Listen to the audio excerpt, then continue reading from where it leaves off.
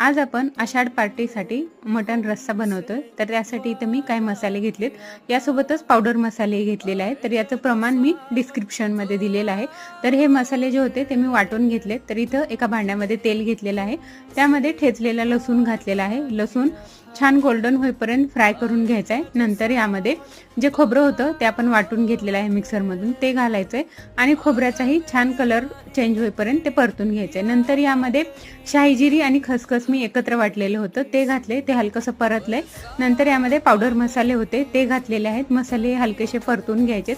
त्यानंतर यामध्ये हळद आणि मीठ घालून उकडवून ठेवलेलं मटण जे होतं ते घातलेलं आहे. मटण घालून मिक्स करायचं आहे आणि रस्सा आपला ॲडजस्ट करण्यासाठी डाळव्याचं पीठ घालून पाण्यामध्ये मिक्स करायचं आहे आणि ते पाणी या मटणामध्ये घालायचे. वरून बारीक चिरलेली कोथिंबीर घालायची, मिक्स करायचे. छान अशी एक उकळी येऊ द्यायची. गॅस बंद करायचा आहे आणि गरमागरम मटण रस्सा आणि भाकरी सर्व करायचे.